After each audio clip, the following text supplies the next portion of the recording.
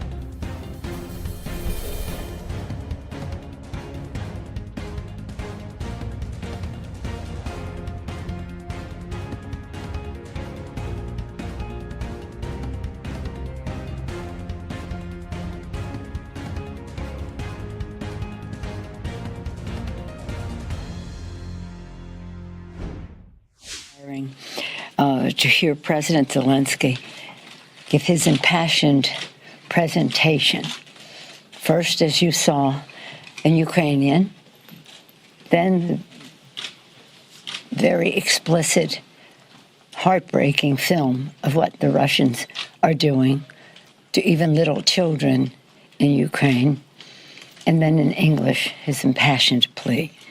It was all very, very powerful, and his leadership, he's a hero. It just was remarkable to see him. And I was so pleased that so many members, House and Senate, Democrats and Republicans, filled the House yesterday and filled the air with their applause, first to welcome him and then to appreciate what he had to say. It was quite remarkable, quite historic. It was an honor to be there to see him. But the purpose of the visit was tragic and heartbreaking. Later that morning, I had a meeting with the G7 heads of parliament. It was presided over by Germany, which heads up the G7 at this time. And it was with the G7, the parliament head of the EU, as well as Stepanchuk, who is the Speaker of the Ukraine Parliament. Again, it too, filled with emotion to hear the stories of what is happening there. We put forth a proclamation, which you all should have received yesterday, talking about humanitarian, economic, military assistance in great detail. But it also says that we have to continue to isolate Russia in the global economy and society, as well as address the disinformation that Russia is putting out. Again, yesterday, 2 days ago, we went to the White House and the president signed the omnibus bill, and that was quite remarkable for us because here we've been talking about bills that are $1.7 trillion over 10 years. This bill, the $1.5 trillion omnibus bill, passed in a very strong bipartisan way to meet the needs of the American people and to protect them, had very strong bipartisan support. It was signed by the president. We were very pleased that that same day, Shalonda Young was confirmed as the director of OMB with her history in the Congress. That's just a personal aside. In that omnibus bill, we are defending democracy in the Ukraine, $13.6 billion in emergency funding for security and humanitarian needs, making a difference for America's families, lowering the cost for education with bigger Pell Grants, and establishing the president's ARPA-H, something very exciting. It's an initiative to defeat cancer and other diseases, unlocking billions more in federal dollars under the bipartisan infrastructure bill. That bill was very important, but it needed an appropriation to free up billions and billions of dollars that were in it, and now that is done. And historic bipartisan legislation reauthorizing the Violence Against Women Act, establishing a new, again, in addition to that, establishing new cyber provisions against Russia. The bill goes on and on. It's $1.5 trillion. This victory in that bill, this victory for the American people, builds on Democrats' actions to lower. You're watching Live Now from Fox, everybody. Some of Speaker of the House Nancy Pelosi's remarks from earlier. We're going to take a quick 2-minute break. When we come back, it's all about St. Patrick's Day. And look at the parade. It is back in New York City. We'll have the very latest on all of the fun events, not only in New York City, but across the country on this St. Patrick's Day as we get going. 2-minute break coming up now.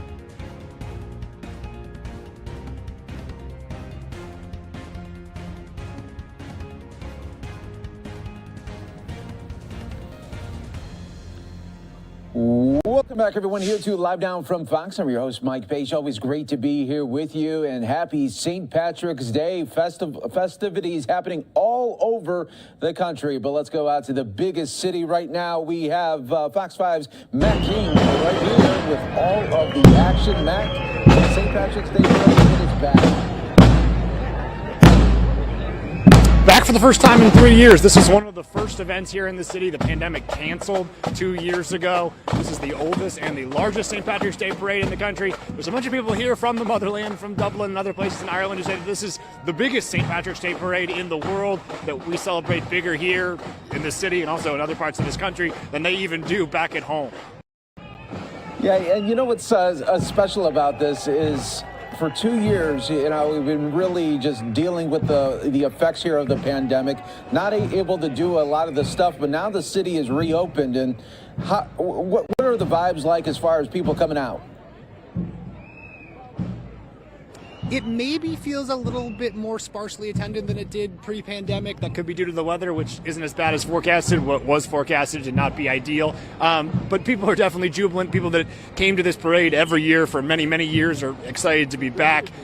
This is one of the first major parades that we've had back at full strength with full attendance since the pandemic began. So yeah, it's definitely a feeling of joy and remembering and sort of getting back to the traditions that we once did that we haven't done for a long time. Just at noon now, the parade, which marches 35 blocks north, stopped, turned around, faced south towards Ground Zero to mark the 20th anniversary of 9/11 and to remember all those that we've lost during this pandemic.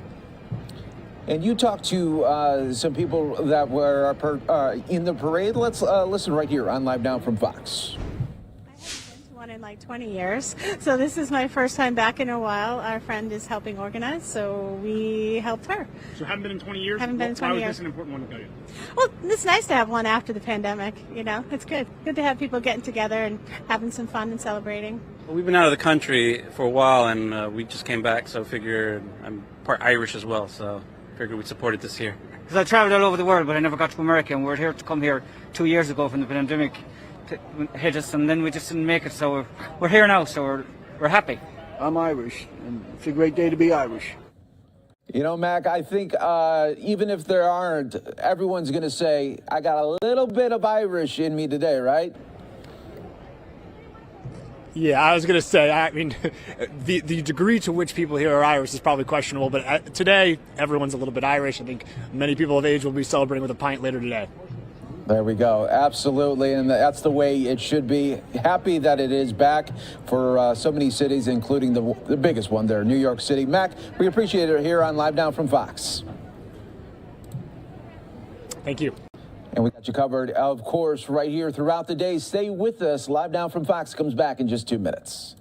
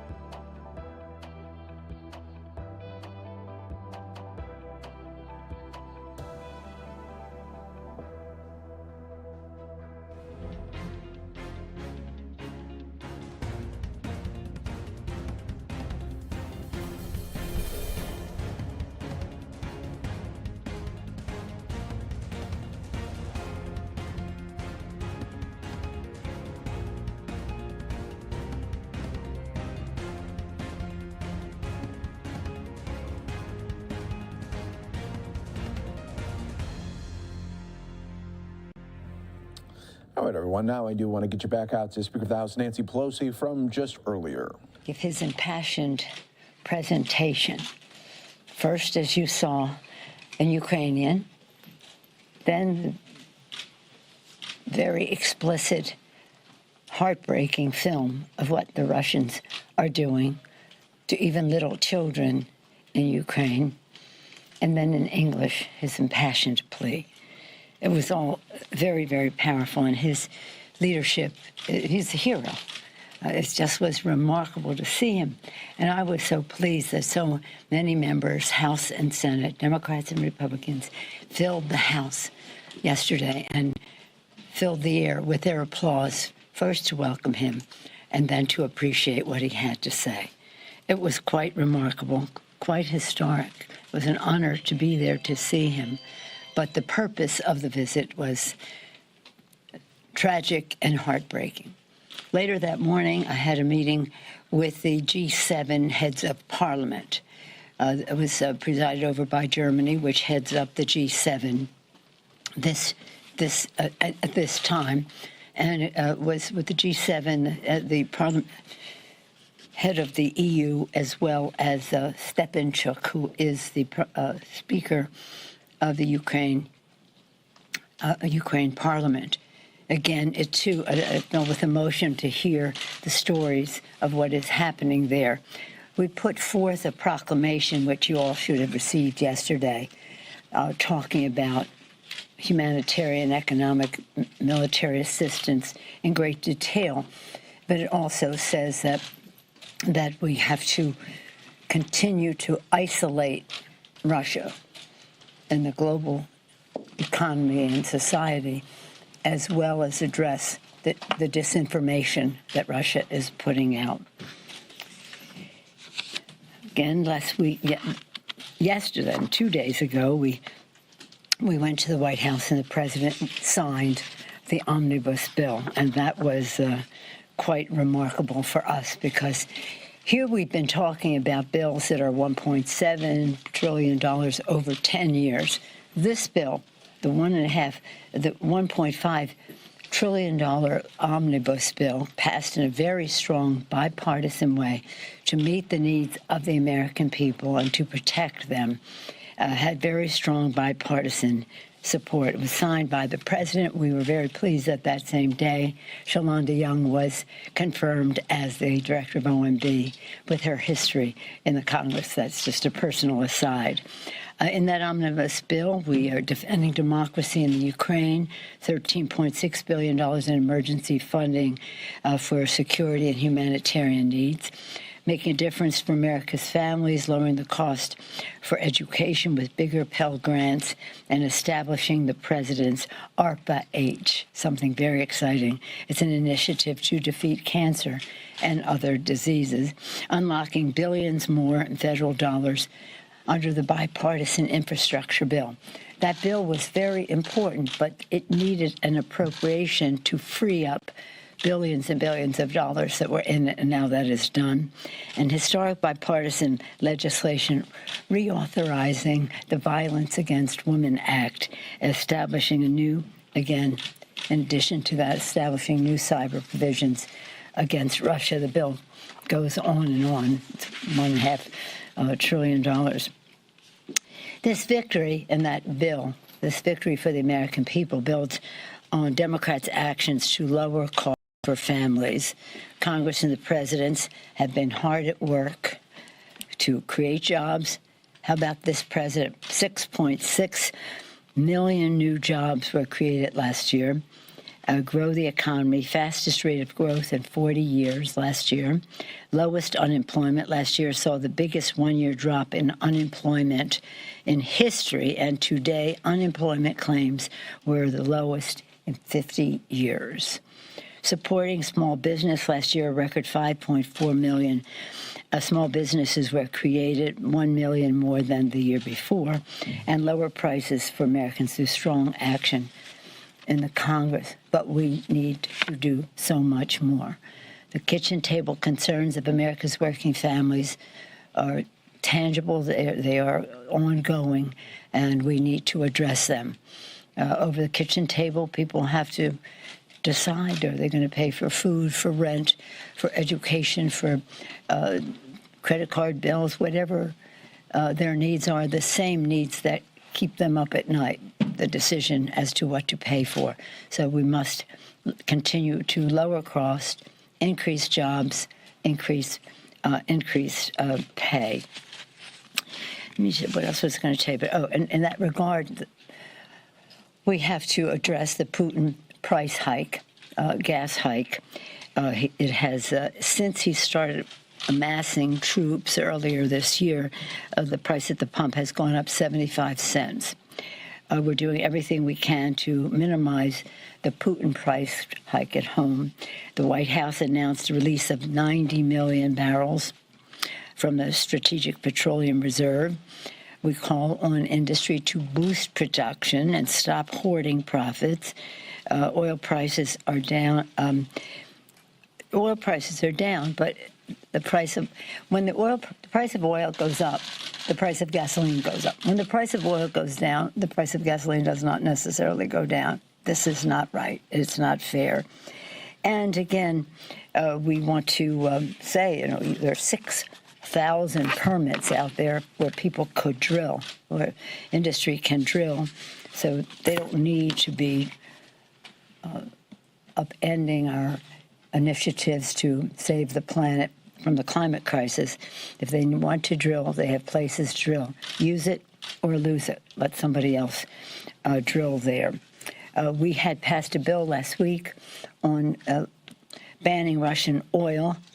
That's still a work in progress because in the meantime, as we were discussing that, the president issued an executive order. So the question is what needs to be done in addition to that.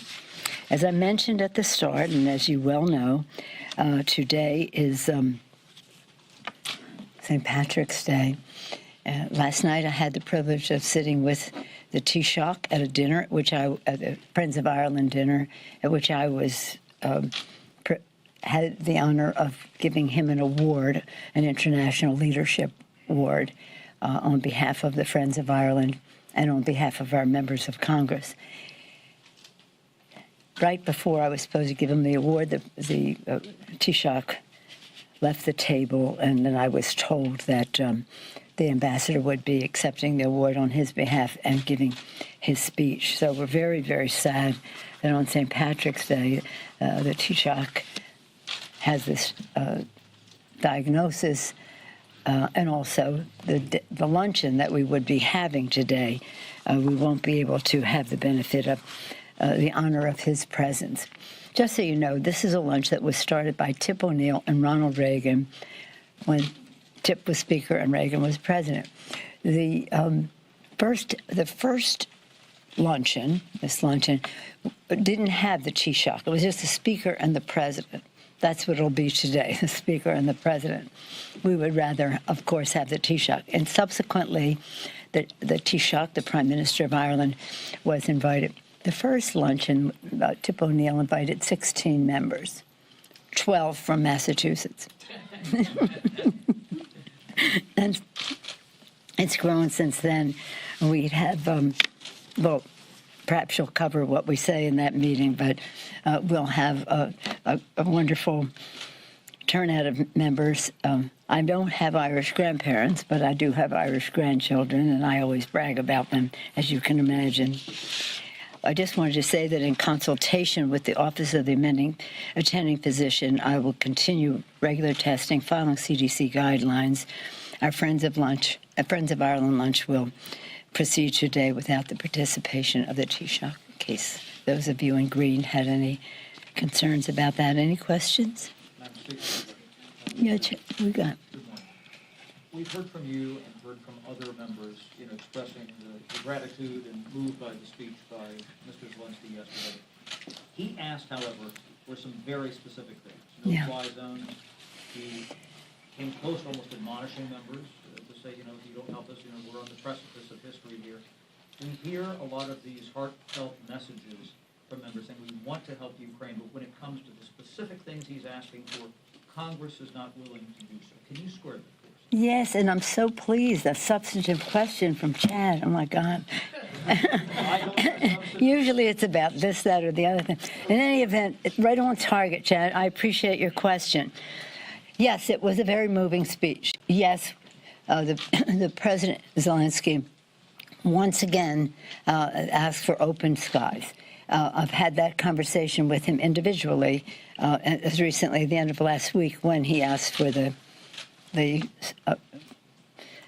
presentation that we all witnessed yesterday. We're not doing open skies. And he did say, as did the speaker on this will be my third interaction with the Ukraine speaker, they know that's not, we understand your position on that. These are the things we need otherwise. These are it just seems very clear that, let me back up for a second and just say, President Biden has done a masterful job in managing this situation in a way that is collaborative, not condescending or dictating, but collaborative. The unity of the G7, not only the G7, but the NATO alliance has been remarkable to behold. They are all unified with how we go forward. And how they are unified on how we go forward is that we are not going into Ukraine. It is not an Article 5 situation.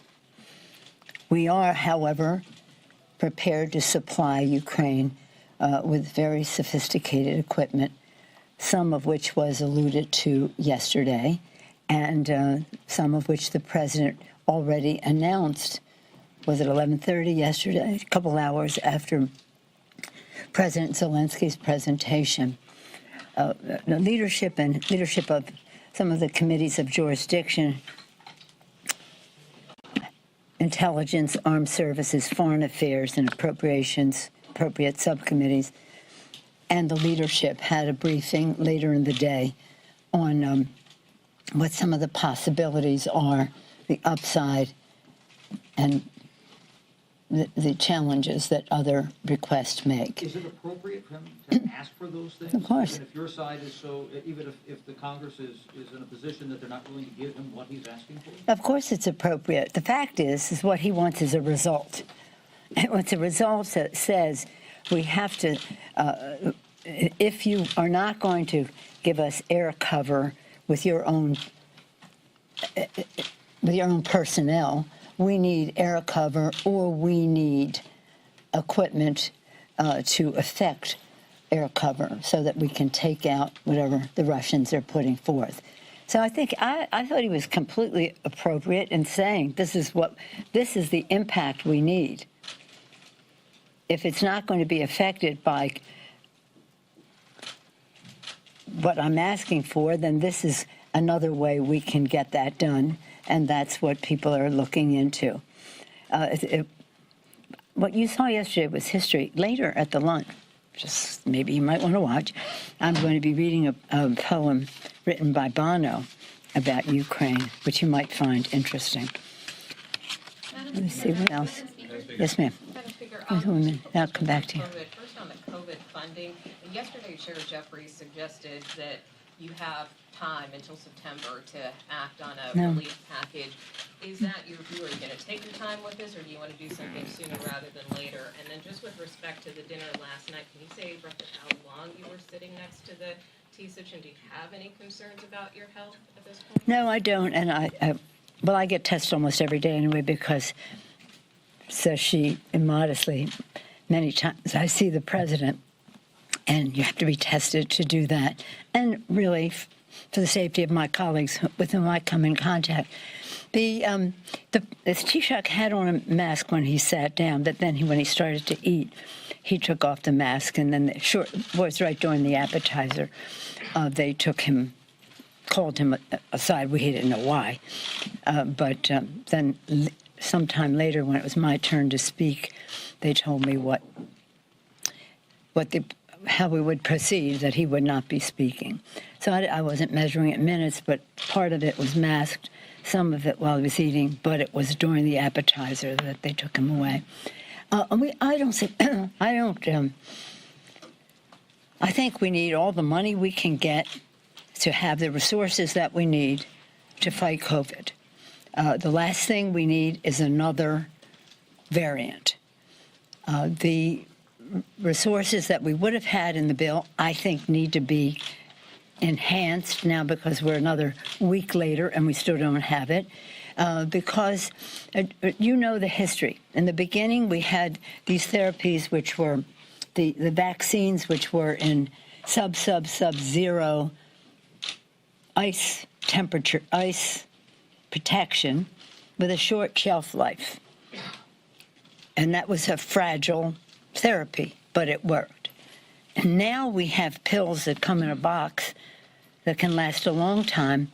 You can take at the onset if you feel a symptom, and it can prevent it from going forward. What's important about that and why we need that money is because you want to stop transmission. Transmission creates variants. Variants are different, and they present, if they are different, present different challenges. So this is nothing to mess with. I think we need even more money than the compromise was. The Republicans did not want to spend money on COVID, and they don't like the state funding. So we took some of the state funding, only half for the money. I was very disappointed, I have to be very honest with you, because we need the money to buy the pills. The pills exist, the science is there, but there's a market out there as well beyond the U.S. And we have a responsibility to other countries. So I think we have to get on with it. I respect what the distinguished chair said about, well, we have time. Well, we have a little. But we need more. The more time we have, the more money we need. Yeah. Yes, Jake. I just want to dig into that a little bit more on the COVID relief. This will be your third time. My third time when I asked about COVID relief? Yeah. Well, it's substantive. You like substantive questions, so I just want to... Yeah, well, while people are dying in the Ukraine and all of that, yeah. Anyway, go ahead. Do you plan to offset it? How do you... Yeah, we have to offset it. Mm-hmm. We have to offset it, and that's what we'll have to go to, and I would hope that the sensitivities of those to any offset would be, the equity would be weighed as to what we need to do to save lives and livelihood and prevent the creation of a new variant. Yeah, it would be offset. You said you're disappointed. Yeah, that we don't have it right now. That we don't have it right now. We have everything else right now, then we don't have it right now. What's your message to those colleagues who nitpick kind of over that? I've communicated my message to them. Yes, ma'am. You mentioned that you had hoped for more money in this COVID aid. Yes. The president originally requested $22.5 Yeah. billion. Have there been conversations with you and President Biden about the disappointment last week? No, we've been, frankly, our conversations have been about Ukraine since then. We're happy that he signed the bill. There's so much else in it that meets the needs of America's working families. But I speak regularly with the president about one subject or another. So we know we have to do more. Now, what I've said to the administration is we can't ask for more. You must ask for more because you need more, and you can't expect this to turn around like that because the legislative process takes time. We want it to be bipartisan. We need it to be paid for, and so let's just go for a bigger chunk. I think they should be double what they asked for, because even with when they were asking for like 20 some, it was only going to get us to June. It was only going to get us to June, so we need more. And it shouldn't even be a big conversation. We need it. The science is there. The need is there. All we need is the money. And the money will be a great investment because it will keep us safe. It will help our economy turn back, our kids to be safely in school, our people safely at work. Again, the therapies that are needed. It's, you know, just think of this. The Taoiseach of Ireland, the Prime Minister of Ireland, visiting the United States for St. Patrick's Day. This is very important to the people of Ireland and the people of the United States. Meeting with the president in a bilateral way, meeting with friends in Congress, accompanied by people from, not accompanied by, but in that lunch with people and the dinner last night, people from Northern Ireland, everyone who should be in conversation on all of this. With all the protections of the Taoiseach of Ireland, he gets a positive diagnosis. Barack Obama, the former president of the United States, has a positive indication. What chance does a poor person with a big family living in a small apartment with not, working in a situation that may or may not be safe, or with people who may or may not have a pre-existing condition or a circumstance which makes them more susceptible. This is not, everything is great. If I ask this room, how many of you think we should just go on with it, forget about it, no mask, no this, no that, let's just get on with it, there'd be some spirit of let's get to normal, right? But there'll also be people here who'll say, I have a child under 5 who's not vaccinated, I have a senior over whatever who has a pre-existing condition, I have a problem going to work under those circumstances. So we have to deal with the reality as it is, mixed.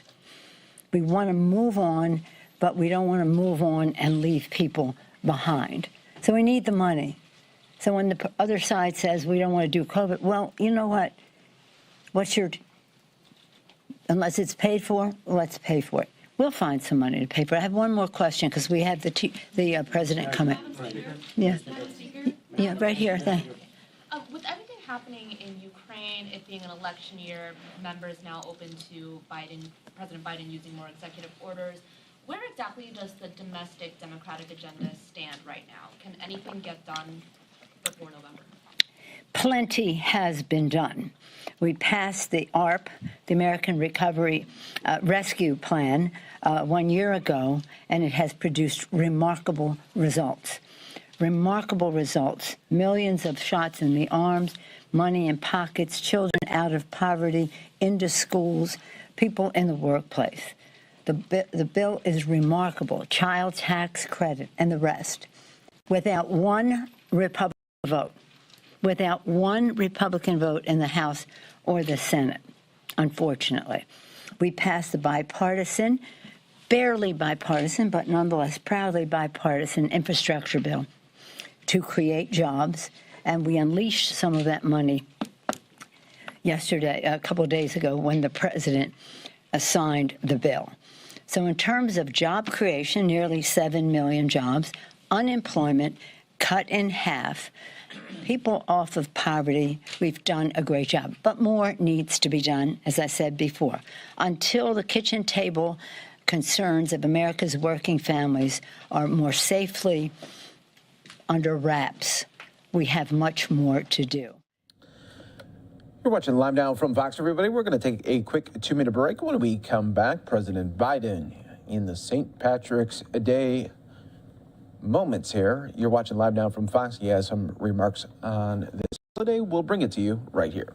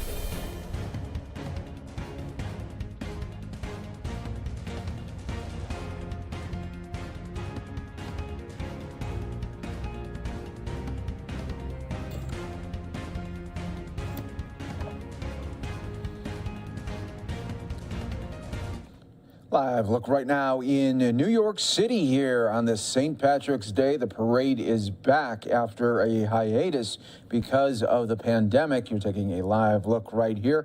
And now we're going to listen to President Biden and Speaker of the House Nancy Pelosi celebrating this St. Patrick's Day as well. And from the Senate, Peter McCarthy, and from the Senate, Pat Leahy, among others, but he is our senior member. His mother's Italian, his father's Irish, so he shows up at everything.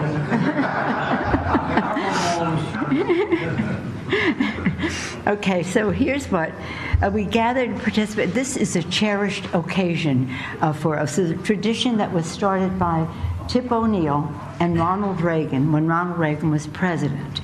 In the first year, it was just the president and the speaker, as it is now. But in the years that followed, the Taoiseach was an important special guest. And you might be interested to know, Mr. President, that when Tip O'Neill had the first launch, he had invited 16 members, 12 of them from Massachusetts. Next year I got invited. Then you came in the next year, okay. The next year, you were proudly joined by the Taoiseach Garrett Fitzgerald, and each year since, again, that has been how we have celebrated the Feast of St. Patrick. We're grateful to the Friends of Ireland Caucus, led by co-chair Richie Neal. Where are we, Richie? Mike Kelly. Where's Pat? David Joyce. David Joyce, where's David? David Joyce, thank you. Again, bipartisan, bicameral. This we're especially grateful to be celebrating the Feast of St. Patrick with an Irish-American President of the United States.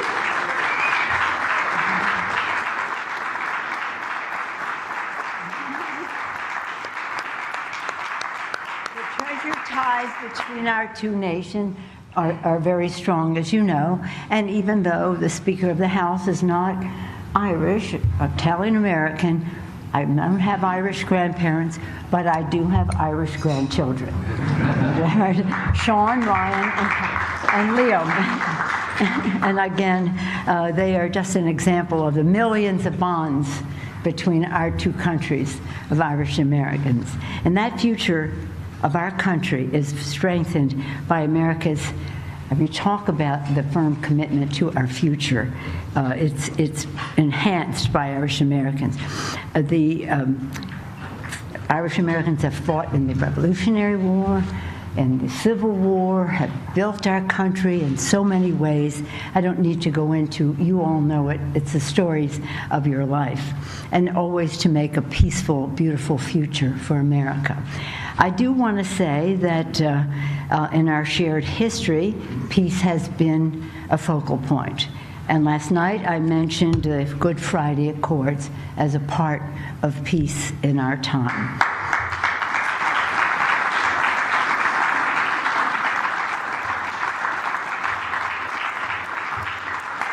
I spoke about it last night because I had the privilege of being on a number of CODELs to Ireland, to Northern Ireland as well. And many of us who visited Northern Ireland in the 90s saw at the border tanks, soldiers, Union Jacks, barbed wire, and the rest.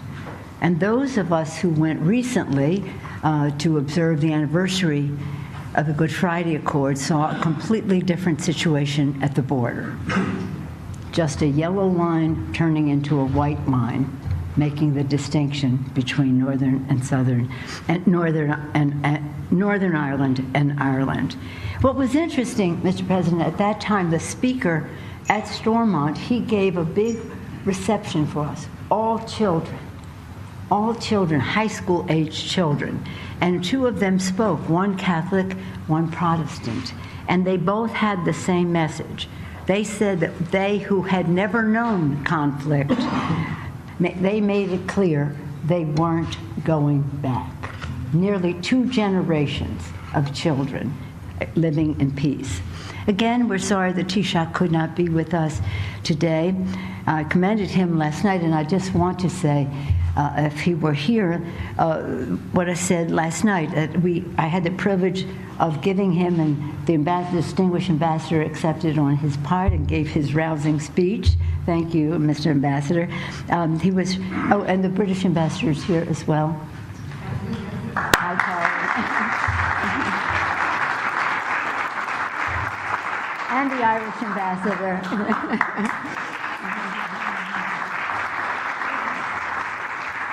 I said at the time of the Taoiseach that the world has been awed by his handling of the pandemic because he'd had a lifetime of leadership in terms of public health.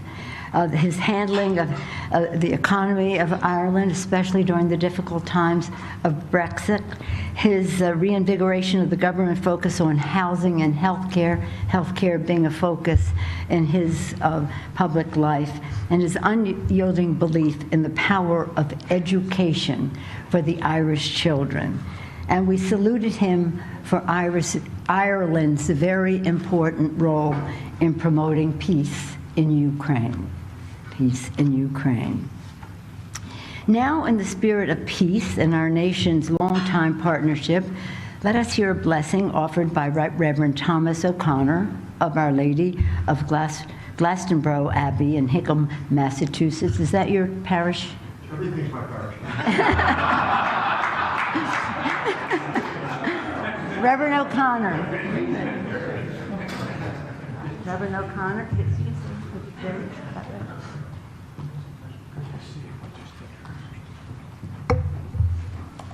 Good afternoon. Let us pray. O awesome God, we come here today to commemorate St. Patrick, who worked to unite and reconcile people, the same mission which all leaders of nations are charged with. St. Patrick is remembered for his simplicity and pastoral care, for his humble trust in God, and for his fearless preaching of the gospel to those who had enslaved him in his youth. He saw a future of Ireland and the care of its people as a core of his mission. He was committed to the growth of people by building community, by teaching the people about Christian faith, and about listening to God. Like Patrick, we of Irish ancestry have been blessed with a captivating culture which speaks of who we are and what makes us Irish. Like an exquisite landscape imbued with 40 shades of green. Like Irish soda bread and the endless cups of tea. Like a Cayley celebration of storytelling, singing, music, and the beat of the bow run, and Irish step dancing, and the presence of Guinness and Jameson are only an Irish jig away. Like the gift of the gab present in the Irish and many politicians, present company is no exception. Regardless if you have kissed the Blarney Stone or not. Like the gift of poetry, literature, mystics, and myth. And also like the beautiful concept of Anam Cara, soul friends, which our two nations have become over the years in a strong bond of hope, unity, and trust. God, we ask your blessing upon all those who are gathered here, upon this food we are about to partake, of those who have prepared it and will serve it. We ask your blessing also on those who have less than we do, especially the children of our nations, going to bed hungry tonight. And dear God, we are particularly mindful of the exiled people of the Ukraine, who are in need of hope and peace, healing, and safe passage. We ask all these in the name of the God of Abraham, the God of Isaac, and the God of Jacob. Amen. Amen. Well done.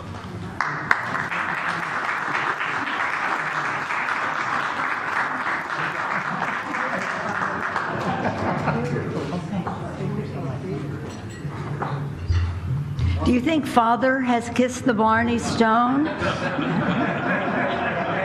Hey. Oh, no, he hasn't even been to Ireland yet. Well, Father, I've been to Ireland. I've spoken to the Doyle. That's a big honor, yes, to talk about the children. And when Ronald Reagan came to speak at that first luncheon, he talked about the children. He said America has been blessed by her Irish children. And one of those Irish children is now the President of the United States.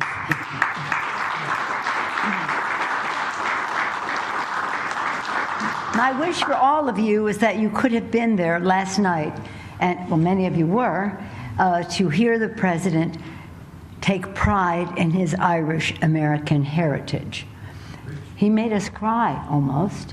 He made us laugh in our hearts, and he made us think. He made us think about what America is and what the Irish community means to our great country.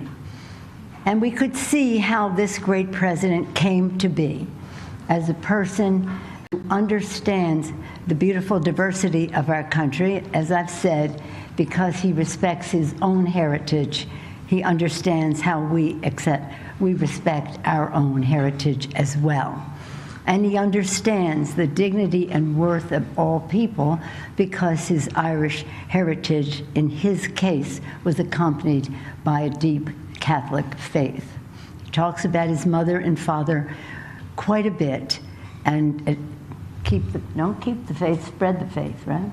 That's your mom. That's your mom. So again, I think of another Irish president when I think of President Biden, and I've told him this. When I was young, I was in school, and I attended the Kennedy inaugurations. Many of you have heard me say this. And everybody in the world, practically, but certainly in our country ever since, knows what President Kennedy said about ask not to citizens of America, ask not what America can do for you. You know that whole sentence. But the very next sentence, and I say this to the president, the very next sentence, President Kennedy made this statement thinking of Joe Biden.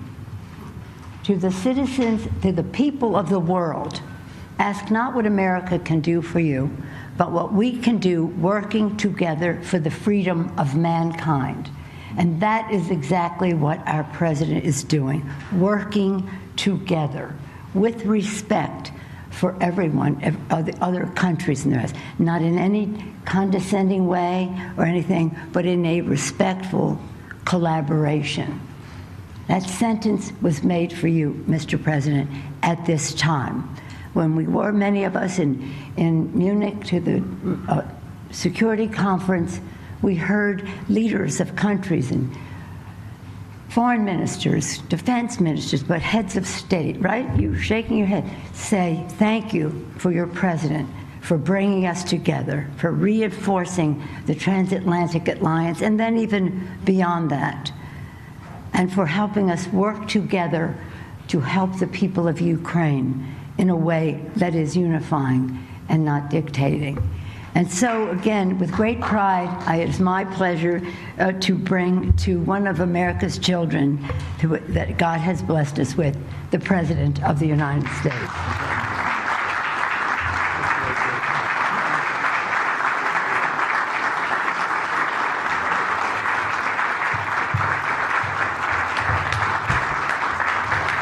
Thank you very much. That's very kind. Thank you. Thank you, thank you, thank you. Thanks. Father, before I begin, bless me, Father, for I'm about to sin.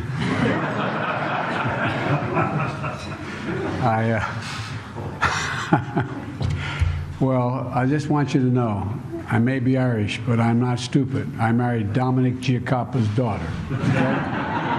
Right. Look, thank you very much, Nancy, for that very gracious and very over-the-top introduction. I appreciate it very much. You know, I just got off on the way up, before I came up here, I was on the Zoom, as we say, with the Taoiseach for about 45 minutes. And he's looking well, he feels well. He's tested positive, but he feels well. It looks good, and he wanted to. I know the ambassador's here to bring his regards, but he's really sorry he can't be here, and he was looking forward to it, as was his wife. You know, the good spirits and feelings as well that exist on St. Patrick's Day seems to be one of those few times, and not so I would say few. We should have more times like this where Democrats and Republicans get together and we actually not only agree on one thing, but we remind ourselves we actually like each other. And it's a useful thing. And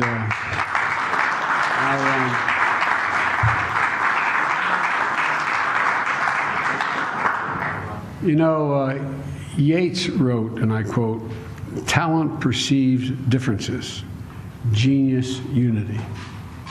Talents perceives differences, genius unity. And you know, I think today we can add a fifth item to at least my unity agenda, and that's support of our relationship between Ireland and the United States, which is taking on an even more intense and cooperative form than it ever has because of Ireland's neutrality. On this issue, it brings together Speaker Pelosi, Leader McCarthy, Richie Neal, who is Irish, as we say where I come from belt buckle to shoe sole, and the leaders of both our parties and all the friends of Ireland. You know, I'm the proud son of Catherine Eugenia Finnegan Biden, and like so many Americans of Irish heritage, I love Ireland, and I was raised in a circumstance where you would have thought my whole family, they came in 1844 and 1845, but you'd think they'd all lived in Ireland the last 60 years, previous 60 years. There's, as I was talking to Taoiseach today, the Irish on St. Patrick's Day think that Irish Americans think they're more Irish than the Irish. And, but that's kind of how I was raised. Like so many Americans of Irish heritage, like other people of other heritage as well, it was imbued in me to be proud of my heritage, and you know, the pride that was passed down generations in our family, even though they've been here since the mid-1800s. And it was just part of the air we breathed, especially up in Scranton, and where we lived with near my grandpa. My grandfather, Ambrose Finnegan, used to say, and I mean this, he'd say, "Joey, if you're lucky enough to be Irish, you're lucky enough." Every time something bad happened, I go, I'm not sure anyway. But because being an Irish family, family was everything. My dad's expression was family is the beginning, the middle, and the end. And he meant it. But you know, the faith we share with one another and the resilience that we've all gone through, both in America and in Ireland, you know, are ones that we've been knocked down sometimes, just knocked flat in our back. And my mom's expression for real was, "Joey, get up. Just get up. Get up." It's a simple proposition. It was sort of the Irish of it. You just get up, no matter what. Dust yourself off and move. We're not the only culture that has that view, but it was imbued in my family. And the other one was that, and I mean this sincerely, my dad is, no one is better than you, and you're no better than anyone else. Not a joke. No one is better than you, but you're no better than anyone else. And it's real. It's real. Because we were taught never, as my mother would say, never bow, never bend, never yield. But the truth of the matter was that in the days when my parents and grandparents were growing up in this cold country of Scranton, being Irish was less than a badge of honor. My great-grandfather blew it. My grandmother Finnegan's maiden name was only the second Catholic ever elected to the Senate in the state of in the state of Pennsylvania, and that was 1907. Only the second one. The first one was in, I think, 1838 or 1840. The point was that, like many cultures, like many folks, where you came from was either viewed as an asset or a liability. And but the point is that everything that we were taught, and I'm sure all of you of Irish background and other backgrounds as well, were taught that it's all about striving for a better future, that you can do better, just simply do better, and and you can do it while you cherish the past. Now, you don't have to forget the past or disassociate yourself from it, but cherish it. These are the values of immigrants, not only from Ireland, but from like my great-great-grandparents when they were brought here, brought themselves to the United States. But today, it's only part of what it means to be Irish. There's an indelible part of it that is American, because the values are the same, in my view. The values built into our Constitution. That we are I heard me say last night, I think we're the most unique country in the history of the world.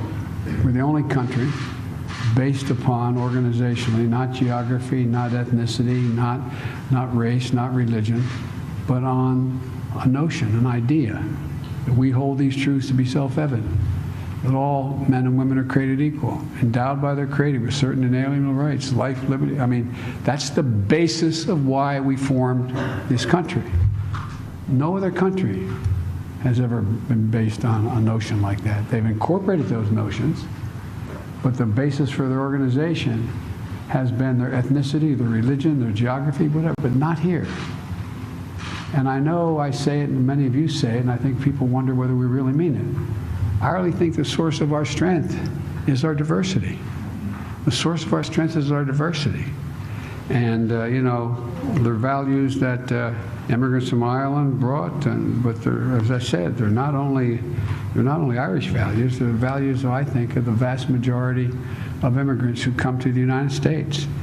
And I'm proud to say that the bond between Ireland and the United States, by the way, has grown deeper and stronger over the years, for real. And we've navigated a once-in-a-century pandemic together. We've grieved the loss of too many people in both our countries. And we worked to rebuild our economies and taken on the challenge of renewing and strengthening our democracy. Because, again, I apologize for repeating myself, but I know many of you heard me say, I think we're at an inflection point in history. I think, and I mean that sincerely, and it occurs every several generations. I think we're in a genuine struggle between autocracies and democracies, and whether or not democracies can be sustained. And I'm going to be speaking to President Xi tomorrow, and he'll remind me that I told him, he remembers every damn thing I've said, unfortunately. But all kidding aside, we talked about the idea, he does not believe democracies can be sustained in the 21st century. Because things move so rapidly, technology is changing so much, democracies don't have time to arrive at consensus. That's why autocracies will succeed. Well, and now, you have Ireland stepping up, not only in terms of the relationship with us, but, the Good Friday agreements, built on political and economic progress that we've made together. And I know some criticize me, but I've had a good relationship with the Prime Minister of Great Britain, Boris. We always kid each other when we see each other, but the point is that I've made it clear that I don't think I just speak for myself. The Good Friday agreements are firmly supported here in the United States, and we insist that it occur. They can be maintained because it's not too hard.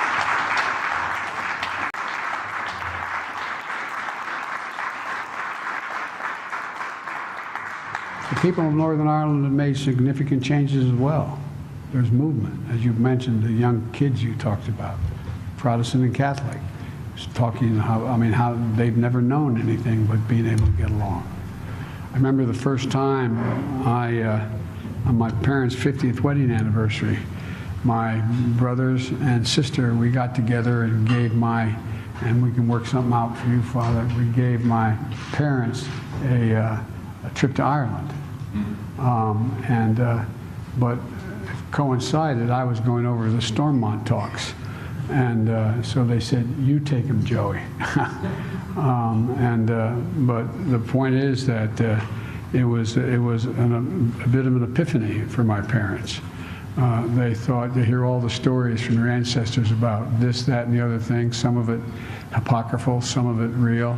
But it was really amazing. But when we took them to the north, it was interesting. We went up to the Stormont, and anyway, it was an interesting thing to watch the look on my mother's face and my father's face as we toured Ireland, to see both the things that they had heard that were consistent with what they heard, because you never know whether there's exaggeration about, well, when this happened and that happened.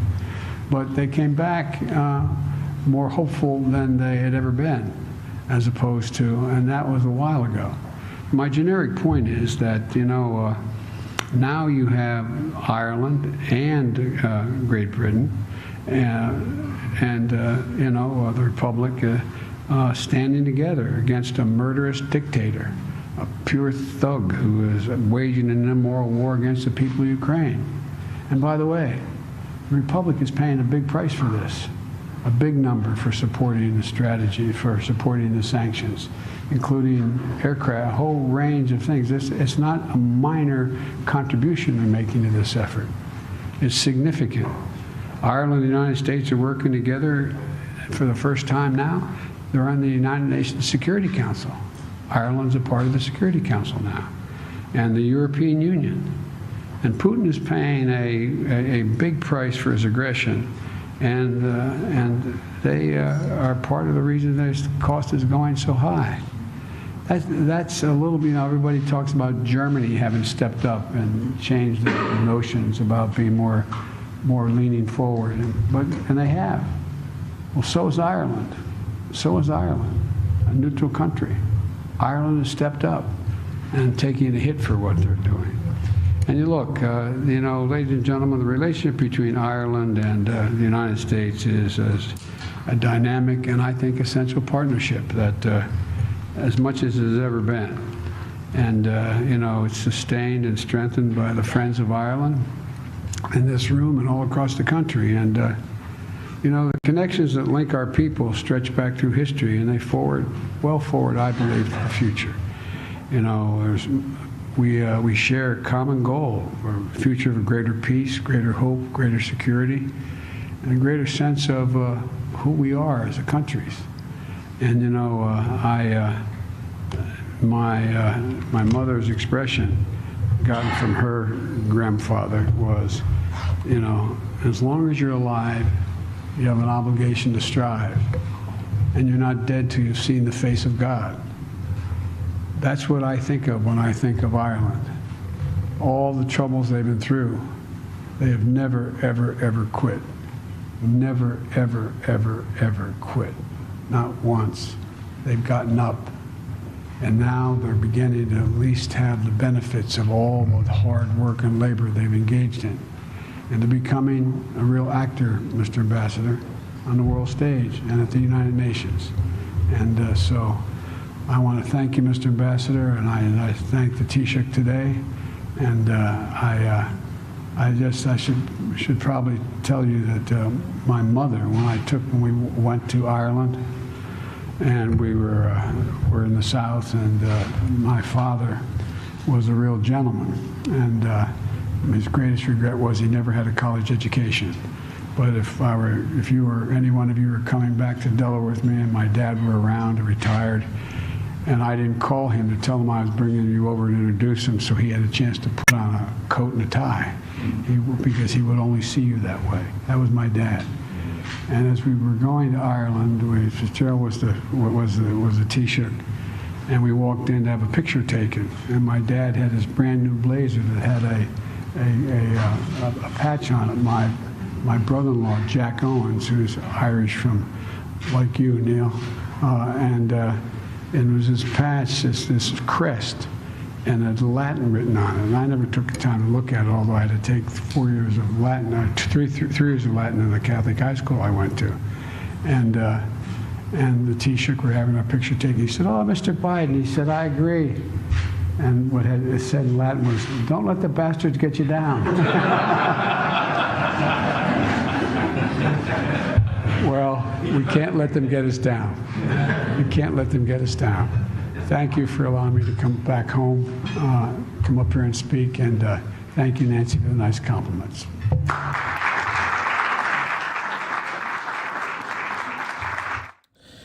You're watching Live Now from Fox, everyone. As Speaker of the House Nancy Pelosi is going to do a toast there at the event. And we are going to take a quick 2-minute break here on this St. Patrick's Day. Live look right now in Savannah, Georgia, there for their parade. We're going to take this quick 2-minute break. Stay right here with us. Live Now from Fox continues in just moments.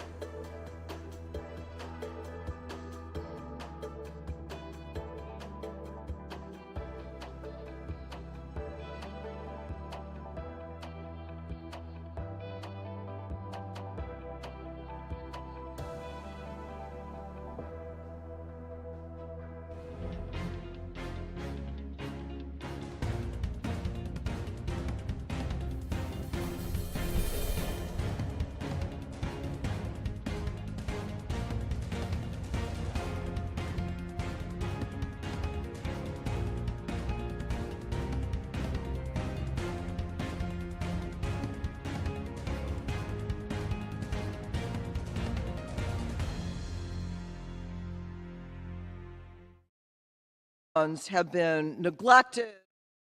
We are taking a live look right now. House floor right now debating and voting soon on suspending normal trade relations with Russia. Let's listen. Do something about it. They want to hold these nursing homes accountable. And then they find out that they have quite inadvertently, quite unknowingly, have signed on a forced arbitration agreement. Now, picture these moments. These are people who are often in very emotional situations. They are bringing their loved ones to a nursing home. This is never an easy situation. And the last thing they're thinking about, among all the paperwork that this put before them, that they have signed away their rights. And then they find out that something has happened to their loved one in a nursing home, and they are left without the recourse that they need. So, you know, we have too often seen corporations who are virtually immune from the kind of accountability that they should be held to. I think the time is up right now. If it's good enough for sexual harassment and abuse, it's certainly. All right, it looks like they'll be voting on that maybe a little bit later here on Live Now from Fox, so we'll deviate from that for just a moment. Here we go with a State Department briefing room here, where we are waiting at the bottom of this hour to hear from officials there, including the Secretary of State, Antony Blinken. So we'll be bringing that to you right here on Live Now from Fox in just moments. Of course, we got you covered always right here. We're going to go out to the floor on the Senate side as we hear from Senator Mitch McConnell from earlier. Call be dispensed with. Without objection. Next week, the Judiciary Committee will hear firsthand from President Biden's Supreme Court nominee, Judge Jackson. It'll be a serious and dignified process. The American people need answers to more important questions than what somebody wrote in the nominee's high school yearbook. The Senate needs to examine Judge Jackson's qualifications. We need to examine her judicial philosophy and see if she will apply laws as written and weigh cases without favoritism. And we need to explore why the farthest left activists in the country desperately wanted Judge Jackson in particular for this vacancy. Judicial philosophy is a key qualification for the Supreme Court. There are plenty of smart lawyers in the country, but they don't all understand that a judge's proper role is to apply the text of the laws neutrally. Some would rather start with liberal outcomes and reason backward. So it's unsettling that senior Democrats have lauded Judge Jackson for the, quote, empathy they suggest shapes her judicial approach. So if you're the litigant for whom the judge has special pre-existing empathy, well, it's your lucky day. But the other party's being denied their fair day in court. The Senate Democratic leader, the House Majority Whip, and multiple legal academics all say Judge Jackson will rule with, quote, empathy, end quote. Hopefully, one professor clarified which kinds of litigants would benefit from her empathy. He proposed that because of Judge Jackson's, quote, ample criminal defense experience, end quote, she would, quote, bring a measure of empathy to the criminal defense cases, the Fourth and Fifth Amendment cases, end quote. So, liberals are saying that Judge Jackson's service as a criminal defense lawyer and then on the U.S. Sentencing Commission give her special empathy for convicted criminals. Her supporters look at her resume and deduce a special empathy for criminals. I guess that means that government prosecutors and innocent crime victims start each trial at a disadvantage. That isn't my assertion. That is what the nominee's liberal supporters are all saying. In fact, the nominee has all but said it herself. Here's what the Washington Post reported last year when Judge Jackson was nominated to the D.C. Circuit. Quote, she and her allies credit her work as a public defender as helping her develop empathy. And here they quote the nominee herself. This is a direct line from my defender service to what I do on the bench, and I think it's beneficial. So look, nobody is saying that public defenders ought to be disqualified from judicial service. It's an important role. But as the New York Times reported this week, the Biden administration is on an intentional quest to stuff the federal judiciary full of this one perspective.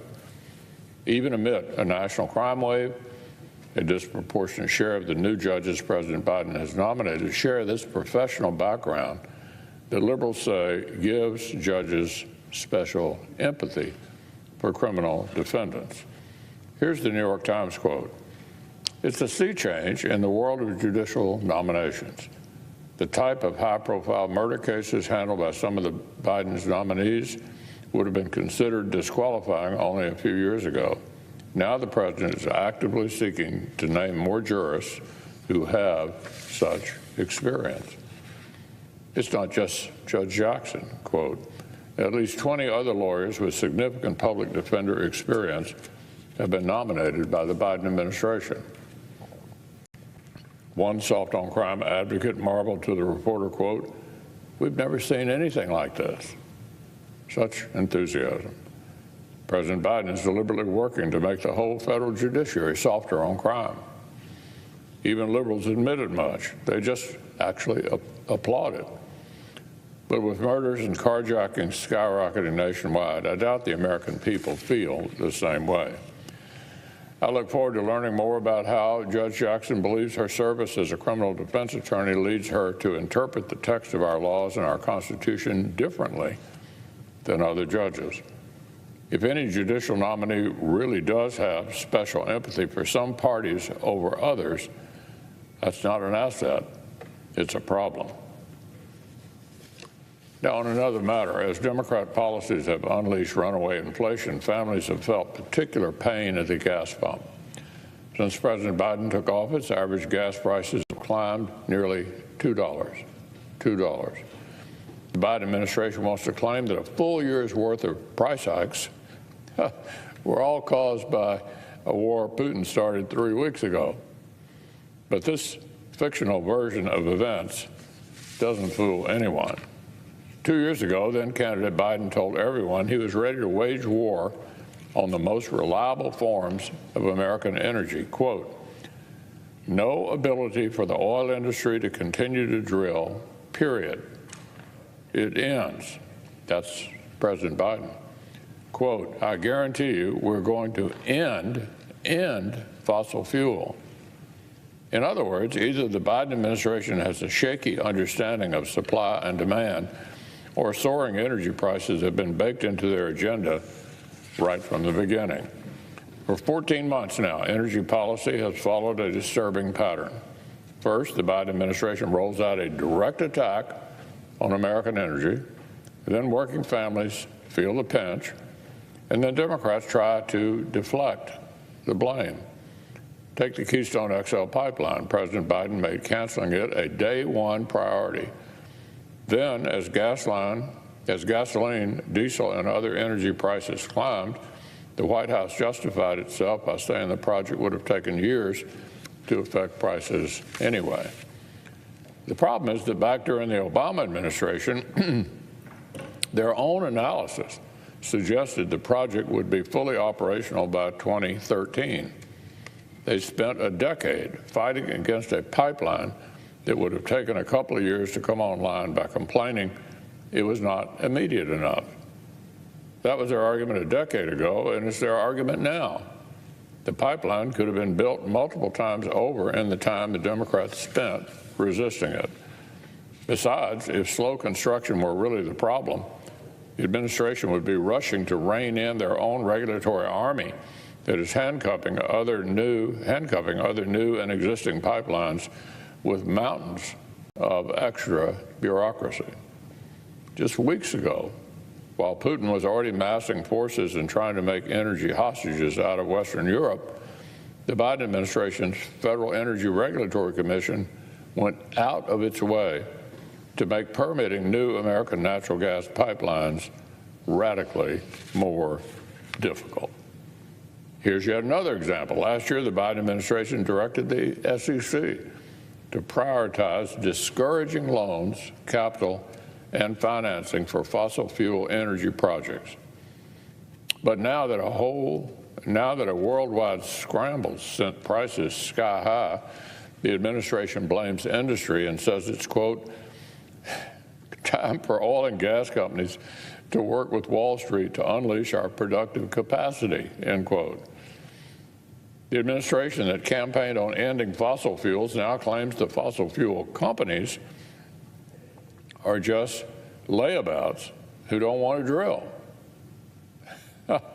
It's enough to make your head spin.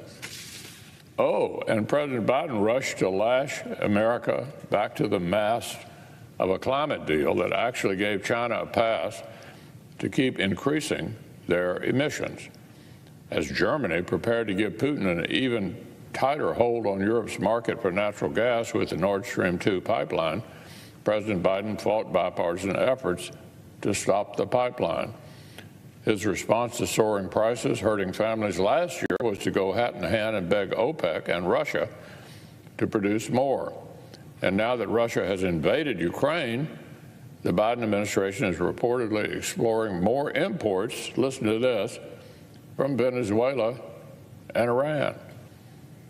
Totalitarian regimes with contempt for human rights and the environment. So it turns out that Biden administration doesn't mind fossil fuel production after all. They just don't want to buy American. The administration will buy oil from the supreme leader of Iran. They'll buy oil from Maduro. If North Korea had oil, they'd probably try to buy that too. Anything anything to avoid keeping those jobs and that energy independence right here in the USA.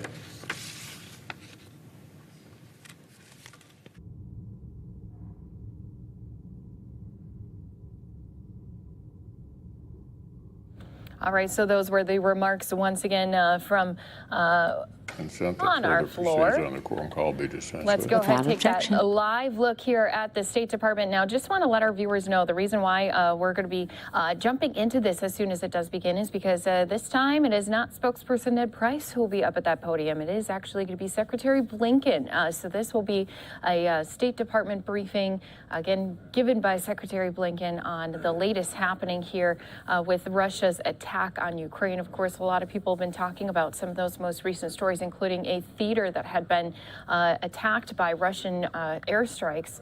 And unfortunately, around that theater were the words kids or children. And so was that specifically targeted? Well, that is definitely a question that a lot of people are wondering here. I'm sure we'll get a couple different questions based on that, as well as some of those latest troop movements as Russian forces continue to try to take over some of those big cities across Ukraine. Do want to let our viewers know also, we are expecting in about a half hour, so at the top of the hour, expecting one of our reporters who is there in Ukraine. His name is Mark Savchuk. He has been checking in with us periodically. He's been living in a bunker ever since this invasion had started, and he's going to be giving us some more details on some of the latest things that he's been seeing as he is right there on the front lines. So a lot more to come right here for you on Live Now from Fox. We're going to step away for a 2-minute break, and of course, if we do have Secretary Blinken step out, this will be what will be in when you return.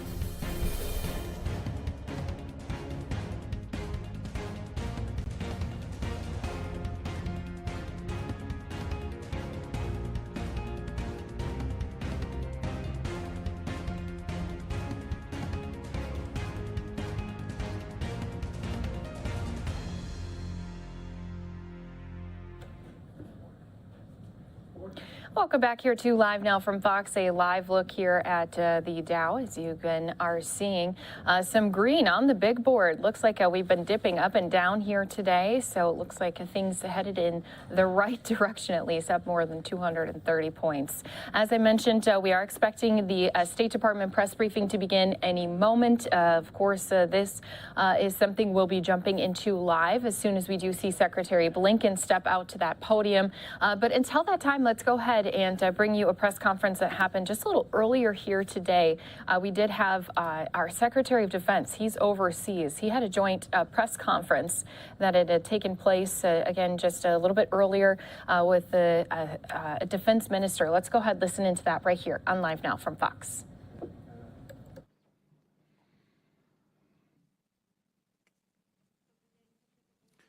Good afternoon, ladies and gentlemen. Thank you for coming at this special occasion, because this is the 20-year since the last visit of the U.S. Secretary of Defense. So, what it actually means for Slovakia, that will be discussed by Minister Knight, the Slovak Minister of Defense, and of course we will also hear the comments from Lloyd Austin, the U.S. Secretary of Defense. So I pass the floor to Jaroslav Naď, the Slovak Secretary.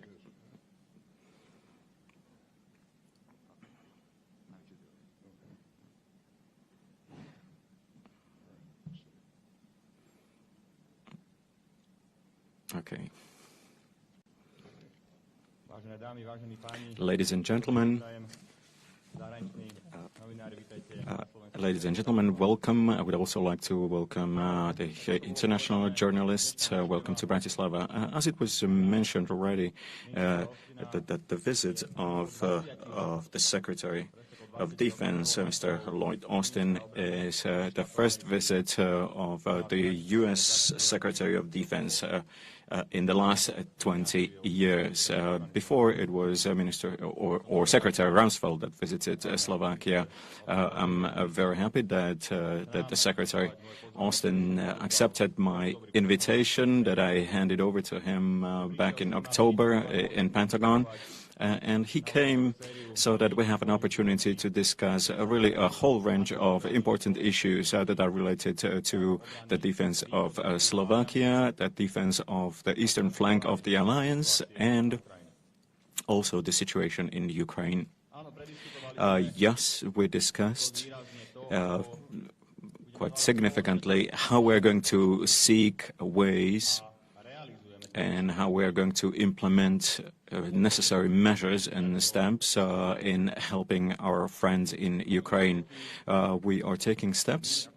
We, as the Slovak Republic, and we are also taking steps that we coordinate within the North Atlantic Alliance, and we also take steps that we coordinate bilaterally with the U.S.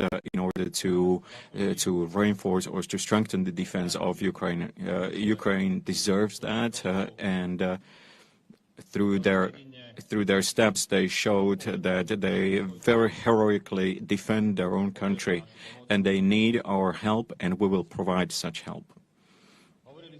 We have discussed also about the commitments of the membership countries of NATO.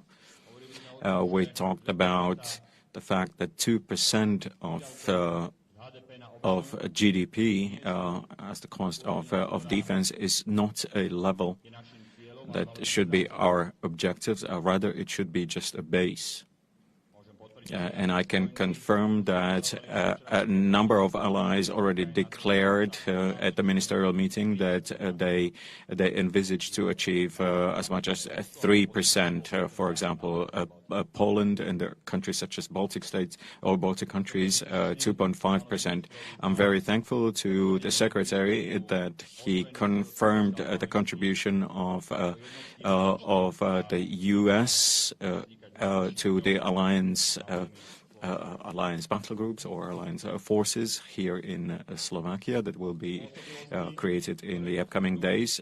The capabilities that they will provide is something that we are lacking here in Slovakia, and they will strengthen our defense, and they'll strengthen it in a significant way.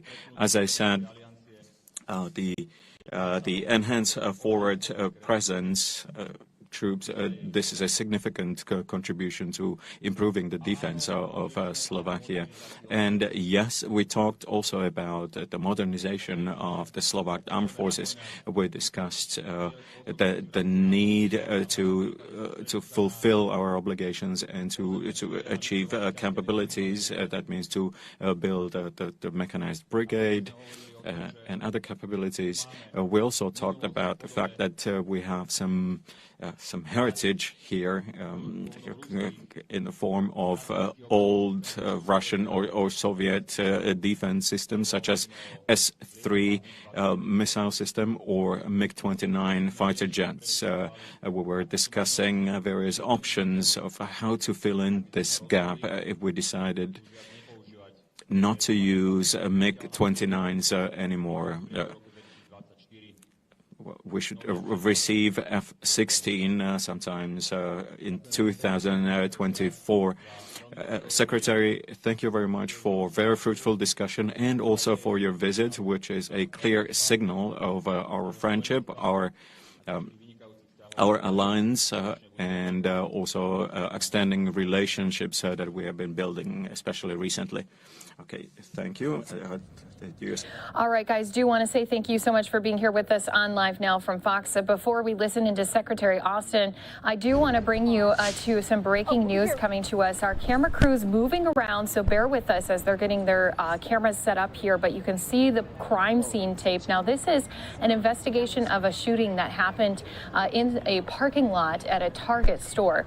So just a reminder to everyone who's new to Live Now from Fox, we always bring you breaking news that happens all across the country, even around the world. This we were made aware of. Now we have teams that are there down on the ground. And of course, there's a little information coming at this time. Hopefully, we will have some of our authorities step up to the camera here soon to give an update on what exactly had happened, where they are with this investigation so far. But again, right now, we do know that they have confirmed that one person was shot in the parking lot. They're reporting this in Oakley, Ohio, so just outside Cincinnati. Now, they are searching for a suspect. So unfortunately, that means that there's no one in custody as of the last update we had gotten in here to our Live Now from Fox desk. So again, our teams are out here on scene. You can see they're collecting some video evidence or video at this time of that active scene where police are out in full force. You're seeing so much of that crime scene tape. And when we say Live Now from Fox is raw, this is kind of what we mean. You know, we bring you out to the scene the moment our crews get there, as soon as we get those live pictures. So yes, sometimes we're moving around. You see those camera teams setting things up, but we also, that means, are the first to be able to bring you some of those live pictures. And of course, we're keeping an eye out for those authorities to step up to those cameras. So again, right now, little details coming to us about what had unfolded in the parking lot, but we do have heavy law enforcement presence here after one person was shot in the parking lot at the Target, this again in Oakley, Ohio. So we'll get that banner updated here for all of our viewers who are here with us, but I just wanted to at least pass along that we are following this story in case you had seen maybe it trending on social media, because of course a lot of people see some of these updates. We had also saw that there was a report of an active shooter. Well, right now we do know that there is at least one person who was shot. And the person who had shot that person, the suspect, well, they're still searching for them. So if we do get more updates, if we see those police step up to the cameras, of course, this will be something we'll jump into here for you on Live Now from Fox, just like we'll jump into that State Department briefing once that does begin as well. So I'll put this into that triple box so we can still keep an eye on this scene here, as it is still very active. It's still some of those very early hours of the investigation, but we'll also have that State Department briefing, as well as listening back into Secretary Austin's comments that were made at that joint news conference earlier here today. We'll bring it all to you right here on Live Now from Fox after this 2-minute break.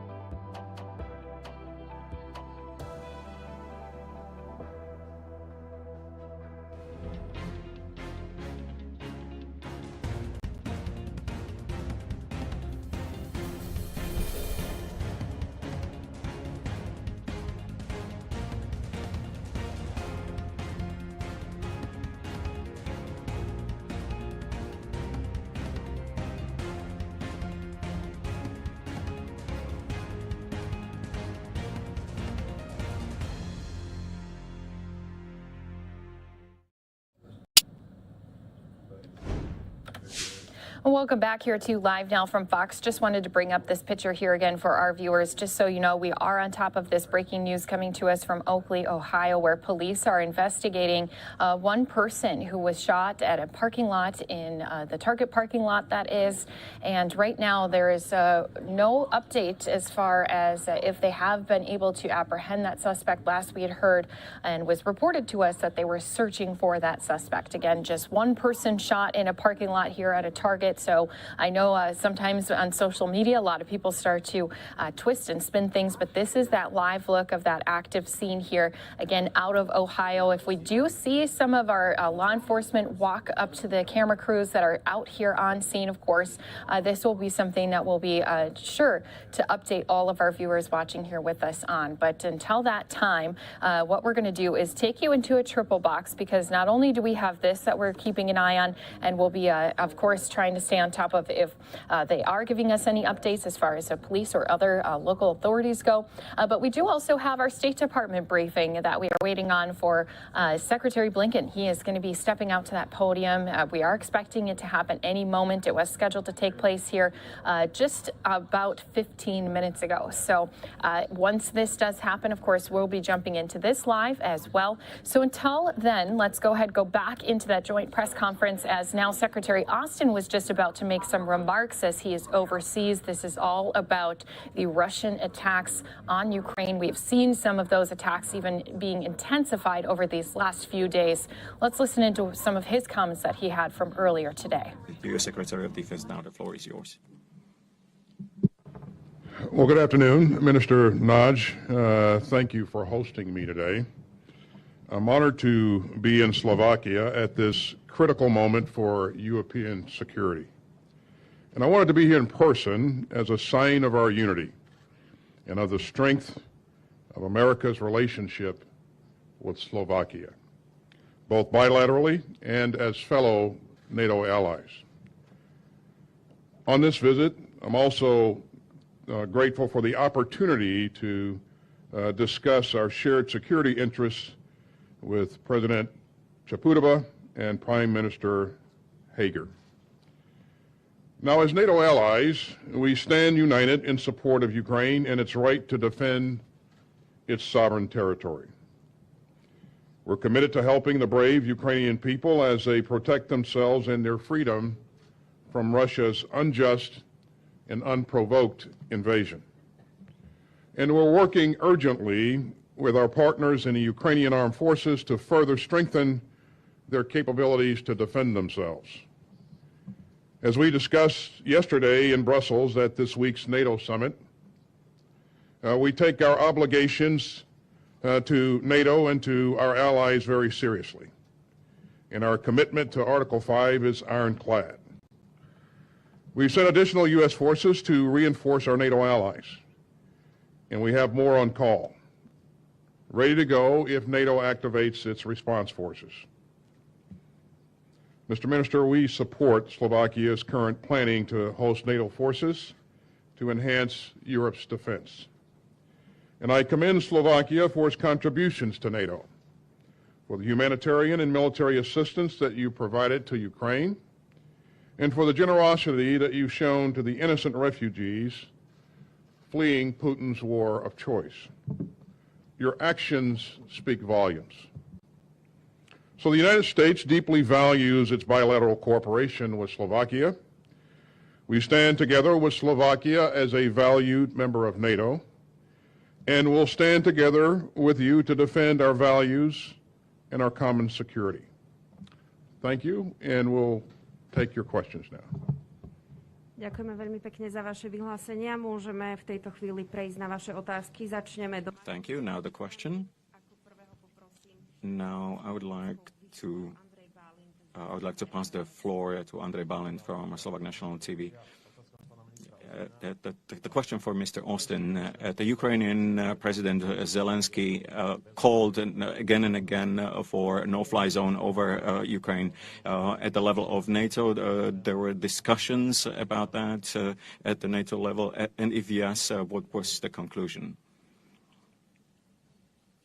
Well, from a U.S. perspective, our President Biden, has been clear that we would not have U.S. forces fighting in Ukraine.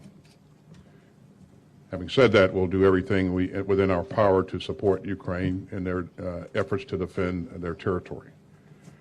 We've also stated that enforcing a no-fly zone actually means that you're in combat, you're in a fight with Russia, and that's one of the things that we have said that our president has said that we weren't going to do, get in a fight with Russia. So what this really means is that in order to control the skies, you have to shut down the air defenses that are on the ground. And some of those air defense systems are in Russia. And so, again, there's no easy or simple way to do this. There's no such thing as a no-fly zone light. A no-fly zone means that you're in a conflict with Russia. So from a U.S. perspective, again, our position remains that we're not going to do that. So. Ďakujem, nech sa páči. Tlačová agentúra Slovenskej republiky Katarína Bačová. Dobrý deň, Bačová, TASR. Mrs. Bachova from TASR. I would like to ask about the option of using S-300 missile system to Ukraine. Will the U.S. help us in any way to provide us with some replacement? And if we decide to do that, then wouldn't it be as we becoming a member of the conflict? Thank you. Well, thanks for the question. That question's for me, I guess, huh? So yes, what has been successful for the Ukrainian forces is that they've been able to really prevent Russia from establishing air supremacy. And they've done that through effective use of air defense systems, both medium range and short-range air defense systems. And so our goal has been to continue to reinforce those things that have worked for the Ukrainian forces.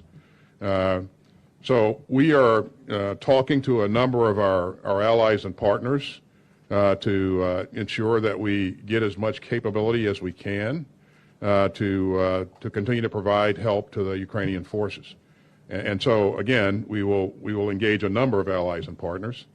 And in terms of what they're able to do and what would be required for backfill, those are discussions that we'll continue to have, but I don't have any announcements to make here. So. Ďakujeme veľmi pekne. Môžeme prejsť na zahraničné médiá za agentúru AP. Okay, now we can go to the international media, AP, Robert Burns. Thank you. I have a question for each, if I may. Minister Naja, could you, let me ask you directly about S-300s. Is your country willing to provide those to Ukraine, and only if you are able to receive some sort of replacement system that would not degrade your air defenses? Is that something that is continuing to be under discussion with the United States? And may I ask also a question of Secretary Austin? Mr. Secretary, you mentioned that you would be discussing the subject with other allies and partners. Are there alternatives in this area? In other words, the problem being the Russians have increasingly used long-range missiles to attack population centers in Ukraine, as you've mentioned. Are there alternatives to the S-300 to help Ukraine in that long-range air defense arena? That would be my question. Thank you. You're right, Bob. The systems that are being used by the Russians to engage Ukrainian forces currently they're using a lot of rockets and missiles and artillery, and so there are a number of things that can be used to counter that. We've seen that drones have been very effective. We've also seen having the ability to conduct counterfire with rockets and artillery is also very effective. And so I think increasingly we'll see the Ukrainian forces turn to those methods to counter that. The rockets that or they're actually cruise missiles that you mentioned that were fired from aerial platforms, I think you know that those were fired from actually inside of Russia. So a no-fly zone would not have prevented that activity. So. If I may, Mr. Burns, thank you for your question. Well, we've been in discussion with the United States, with Ukraine, and also with other allies on possibility to deploy or to send or to give S-300 system to Ukrainians. And we are willing to do so. We're willing to do so immediately when we have a proper replacement. The only strategic air defense system that we have in Slovakia is S-300 system. So what would happen immediately when we decide to give it to Ukrainians is that we actually create a gap, a security gap in NATO. So, and first of all, I'm the defense minister of Slovakia. My first responsibility is to to do everything I am capable of to guarantee defense and security of our people and our territory. So, yes, we've been in discussion. We are in discussion. There are no further comments to make as of now. But yes, should there be a situation that we have a proper replacement or that we have a capability guaranteed for a certain period of time, then we would be willing to discuss the future of S-300 system. May I ask a quick follow-up of Secretary Austin? Secretary Austin, in light of the minister's comments there about requiring some sort of replacement, is the U.S. military in position to provide any either Patriots or other replacement air defense systems? Thanks, Bob. Again, I don't have any announcements for you this afternoon. These are things that we will continue to work with all of our allies on, and certainly this is not just a U.S. issue; it's a NATO issue. Vďaka za NBC teraz výstup.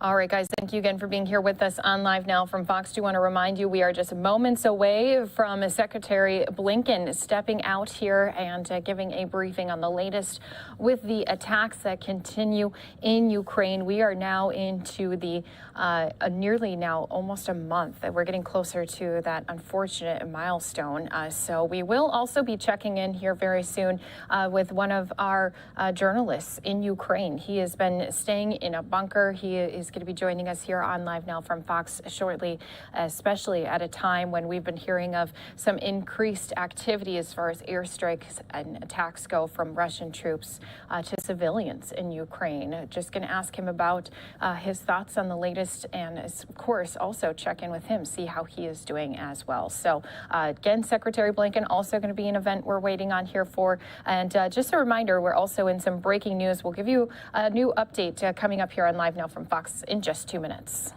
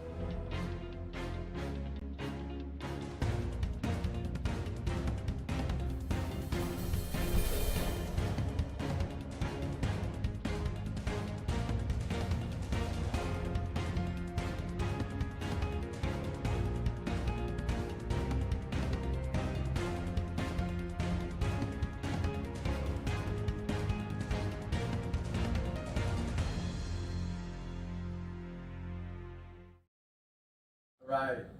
Oh, welcome back here to Live Now from Fox. Again, a live look here in Ohio where our teams have been out on scene of this breaking news. Police investigating after one person was shot in a parking lot at a Target store. Now, this happening in Oakley, Ohio. You can see still a very active scene. Not only do we have crime scene tape that's been set up, but we also have a number of police vehicles, first responding vehicles that have also showed up here. And we have been hearing some different reports. Do want to confirm, though, that there's not an active shooter. They do believe that they have just one suspect that they are searching for at this time, that they are not inside of the store or anything like that. Our crews look like they're moving around a little bit. Of course, as I'd mentioned before, they are going to be waiting for a press briefing with some of that local authorities, especially as we're waiting to get an update on the condition of that one person, as well as some more details as to what possibly could have happened leading to this shooting. Was it over a parking spot? Unfortunately, that's been something that we've seen before. Is there's been arguments about people wanting to get that prime spot, but it could have been also two people who knew each other, ran into each other out in this parking lot. Our feed going a little bit in and out, and as our reporter gets ready to do an update for her station, we'll just again keep an eye on that shot. If we do see some of those maybe authorities step up to those cameras, give an update on what's been happening, of course we'll be trying to update all of you right back here at home. Let's go ahead and take a live look at the big board. We're up more than 270 points in the green. Nice to see on St. Patrick's Day as well, since we all like a little bit of green. So speaking of green, I know that we've had a couple different events that have taken place here today surrounding St. Patrick's Day. We got a check-in from the New York City Parade, where there are many people happy that they were back once again, and I know so many people are going to be out celebrating here this evening. Let's go ahead and go to an event that President Biden had a virtual meeting in his Oval Office. Sure, although I did at a little distance for 7.5 minutes get to see you yesterday, but and your beautiful wife, but and especially after you flying all the way here to Washington and with a lot going on up in the Hill and the rest, but just as we did last year, the tradition, this beautiful bowl, the tradition of these beautiful shamrocks I have here with me, and we're meeting in a moment when demands on unity in the world are really accelerating. We have to be united, and we certainly are. And but Putin's brutality and what he's doing and his troops are doing in Ukraine is just inhumane. And you know, as you know, your predecessor and you occasionally kid me, but are always quoting Irish poets. But Yeats had a great line in Easter Sunday, 1990. He said, "All's changed, changed utterly. A terrible beauty has been born." He was talking about his Ireland and what was going to come, which turned out to be better than worse. But all has changed. I think that your leadership on the global stage has really been noticeable and impressive. You're now a member of temporarily as you are a member of the Security Council. Your leadership on the global stage within the EU as well, and your condemnation of Putin's aggression and support of the sanctions, and it's costing Ireland. It's costing Ireland, but as usual, you're basing it on principle and moral standing of the country. And but I also want to emphasize this administration's unequivocal support for the Good Friday Accords, for the Good Friday Agreement. I've made that clear, as you probably heard, to the Prime Minister and others. I think it's too much blood, sweat, and tears have been shed to get that done, and this is no time to change it.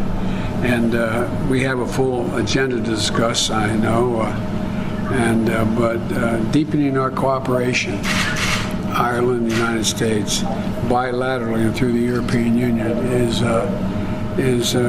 and taking on climate change, looking at economic opportunities we both have, and combating COVID combined is something that we're going to work closely together on. We have a lot to talk about, but I'm talking too much. Let me yield the floor to you, Taoiseach, and you have my best wishes for. I know you're looking good, feeling good, but I'm looking forward to you getting it cleared as quickly as you can.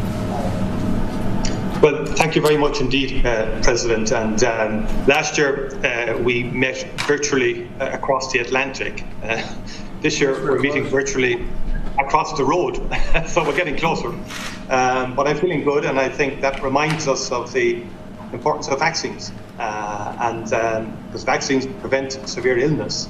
And it reminds us that central message we give to people: get vaccinated if you're not vaccinated. But of course, it is unfortunate, but it's no more than that. And I share with you our horror at the barbaric attack on the civilians of Ukraine. And I want to take this opportunity to genuinely salute your leadership. It's firm, it's determined, it's strong, it's measured in the teeth of this crisis, and particularly your capacity to marshal like-minded democracies, the US, the European Union, the United Kingdom, other Canada and other like-minded democracies are coming together to respond in an unprecedented way to this barbaric attack on the women and children of Ukraine. Our thoughts are with them, and on the young people who are dying because of this unjustifiable and immoral war on a people by the regime of Vladimir Putin. And I think it's extremely important that we keep this unity of purpose over the coming while. And Ireland stands ready to do everything we possibly can on the humanitarian front and in supporting the broadest and widest sanctions possible to keep the pressure on and to get this war ended, because there's simply too much suffering. And it's heartrending to see the appalling loss of life and also the terrible trauma on the children of Ukraine and their mothers as they flee this war zone. And we're very seized by this in Ireland, and the response has been great to behold in terms of the people of Ireland who want to do everything they possibly can here. May I also just thank you again in respect of the Good Friday Agreement, your steadfast support and that of Speaker Pelosi and our friends on the Hill in giving a very clear message in respect of how important the Good Friday Agreement is in respect of stability and peace on the island of Ireland. And over the last number of days as I've been here, we've also witnessed once again that two-way, very robust economic relationship between the United States and Ireland. It's a two-way relationship. Met Irish companies yesterday who are creating 100,000 jobs in the US now. And that's because of that partnership between Ireland, Europe and the US. So I look forward to discussing these issues in greater detail. But again, to say that it's wonderful to meet with you.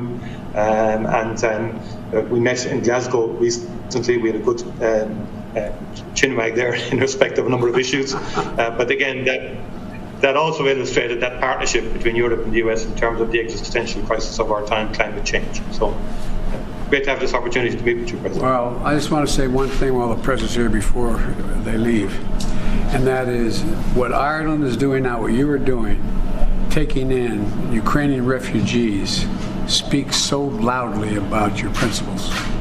And it's amazing, and I want to publicly compliment you for it. I think you've already brought in over 7,000 or so refugees from Ukraine, and you're prepared to do more. So, thank you. Thank you. Just want to make sure everybody knows that. Thank you. That's our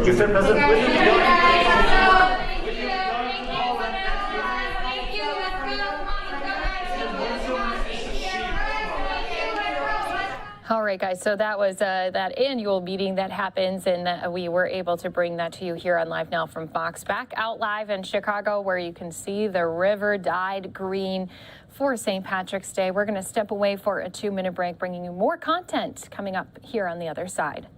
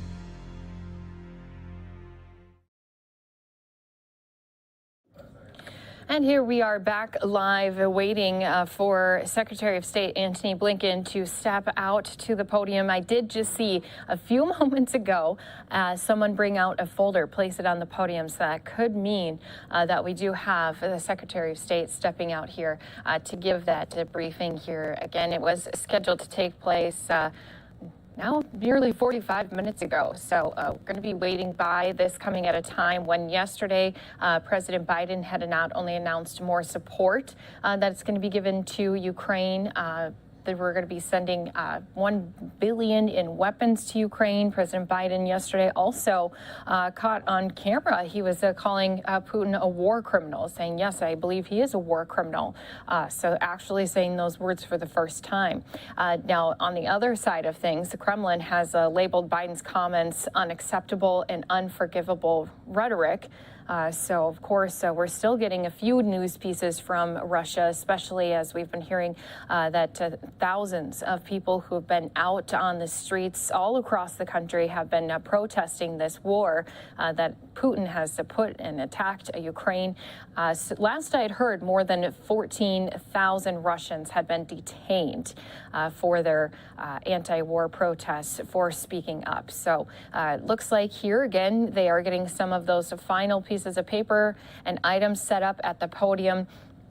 Now, just a reminder also for people that there's been a number of attacks that have been happening ever since this invasion occurred again back in the end of February. And we know that between 1,000 and 1,200 people may have been inside, sheltering inside of one of the latest attacks inside of a theater that had been sheltering civilians. Now, there are a lot of reports coming out saying that there were some people coming out of that theater rubble alive. So if we do get an update on, of course, those latest numbers, we'll be trying to stay on top of that and monitor it here for you on Live Now from Fox. And especially as we know that there's been so many missiles that have hit important key areas like hospitals, like schools all across Ukraine. So again, expecting to hear from Secretary of State Antony Blinken here any moment. And there he is stepping up to the podium. We're going to listen in live here on Live Now from Fox.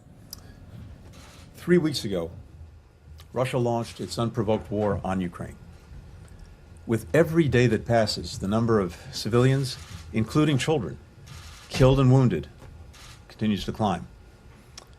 Russia continues to attack civilian sites, including this week alone, a hospital, 3 schools, a boarding school for visually impaired kids in the Luhansk region of Ukraine. Yesterday, Russian forces bombed a theater in Mariupol where hundreds of people had been taking shelter. The word children had been written in Russian in giant white letters on the pavement outside the building so that you could know from the air that there were children inside. Russian forces also opened fire on 10 civilians who were waiting in line for bread. These incidents join a long list of attacks on civilian, not military locations across Ukraine, including apartment buildings, public squares, and last week, a maternity hospital in Mariupol. I doubt that any of us who saw those images will ever forget them. We've seen Russia use similar tactics before, in Grozny, in Aleppo. They stepped up their bombardment with the goal of breaking the will of the people. Yesterday, President Biden said that, in his opinion, war crimes have been committed in Ukraine. Personally, I agree. Intentionally targeting civilians is a war crime. After all the destruction of the past 3 weeks, I find it difficult to conclude that the Russians are doing otherwise. The consequences of Moscow's war are being felt around the world in rising food costs, concerns about fuel supplies, more broadly in worries about how this war will affect the global economy and the fight against COVID-19. These are serious issues that the global community urgently needs to address. This war is making that much more difficult. In this way, Russia's actions are having an impact on every person on the planet, wherever they live. We also feel the impact right here in this room. There should be a seat reserved here today for Benjamin Hall from Fox News, who was injured badly when his vehicle came under attack near Kyiv. Many of us, myself included, have gotten to know Ben very well as part of the traveling press corps. He's an incredibly talented reporter, always asking tough questions. He's a lovely person as well. Our thoughts, my thoughts, are with him and his family, including his 3 little kids. 2 of Ben's Fox News colleagues, Pierre Zivchevsky and Sasha Kushanova, were killed in the attack. And Brent Renaud, a reporter on assignment with Time magazine, was killed in a separate attack a day earlier. I know that everyone in this room, in particular, feels these losses deeply. Being a war correspondent is vital work. They make sure that the world knows what's really happening when armies move in and bombs start falling. It also takes incredible courage. They go into war zones when others, understandably, are heading out as fast as possible. So these are huge losses, of course, for families, for friends, but also for their colleagues, their profession, their readers and viewers who understand world events because of them. Our experts are in the process of documenting and evaluating potential war crimes being committed in Ukraine. Beth Van Schack, whom the Senate finally confirmed this week as our ambassador at large for global criminal justice, will be leading that effort within the State Department. We'll make sure that our findings help international efforts to investigate war crimes and hold those responsible accountable. I'd also mention that there are several other nominations before the Senate with a direct bearing on our ability to support Ukraine, including for Assistant Secretary of State for Population, Refugees, and Migration, Assistant Secretary of State for International Security and Nonproliferation, and our Coordinator for Sanctions Policy. So I urge the Senate to confirm these nominees quickly so that they can get to work as soon as possible. A few weeks ago, just days before Russia's invasion began, I went to the United Nations Security Council to lay out what we believed was about to happen. Again today, we have a strong sense of what Russia could do next. We believe that Moscow may be setting the stage to use a chemical weapon and then falsely blame Ukraine to justify escalating its attacks on the Ukrainian people. Manufacturing events and creating false narratives of genocide to justify greater use of military force is a tactic that Russia has used before, including in Georgia. We believe Russia will bring its mercenaries from private military groups and foreign countries to Ukraine. President Putin acknowledged as much over the weekend when he authorized the recruitment of additional forces from the Middle East and elsewhere. Another indication that his war effort is not going as he hoped it would. They're also likely to systematically kidnap local officials and replace them with puppets. Again, this has already begun. The mayor of Melitopol was grabbed off the street several days ago, released yesterday in a prisoner exchange. The mayor of another city in southern Ukraine was also kidnapped. He hasn't yet been let go. This is a terror tactic. Grab local officials, depose local governments, put proxies in their place. After devastating Ukrainian cities, Moscow may bring in officials from Russia to serve as local government officials and surge what they describe as economic support in an attempt to make the people dependent on Moscow for survival. Again, something that Russia did in Georgia. President Putin's invasion of Ukraine is not going to plan. The Ukrainian people haven't welcomed the Russian military. They haven't submitted. On the contrary, they're fighting with extraordinary courage to protect their homes, their families, their country. Russia has been hit by unprecedented sanctions and cut off from the global economy. Its own economy is in free fall. Hundreds of corporations have closed operations. In a matter of weeks, President Putin has destroyed 30 years of opening to the world and economic opportunity for the Russian people. Dozens of members of the Kremlin's corrupt power base have been sanctioned. Several have lost their mega yachts and villas. President Putin has derided those sanctions, using recent public diatribes to mock Russians living abroad as too dependent, as he said, on foie gras and oysters. Meanwhile, he sits in his mansions, having accumulated billions, taking wealth from the Russian people while they stand in long lines to access cash and watch as stores close and the ruble plummets in value. It's no wonder that brave Russians continue to protest the war and be beaten and arrested for it. And Russian journalists are resigning from their jobs at state media outlets because they can't stomach parroting the Kremlin's lies any longer. Still, President Putin is not relenting, and in fact may be growing more desperate. And so yesterday, President Biden announced, and I authorized another $800 million in military aid to Ukraine. That brings our support for Ukraine's frontline defenders to more than $2 billion during this administration, $1 billion in the last week alone. We're grateful to have a determined and generous partner in Congress, which this week provided more than $13 billion in urgent support to Ukraine. And we'll continue to work with lawmakers to support Ukraine and hold the Kremlin to account. As President Biden described, this new security assistance package includes 800 anti-aircraft systems to stop attacking planes and helicopters before they destroy more of Ukraine, 9,000 anti-armor systems to destroy tanks and armored vehicles, 7,000 small arms, including machine guns and grenade launchers, and 20 million rounds of ammunition. We're also helping Ukraine acquire longer-range anti-aircraft systems and munitions at President Zielinski.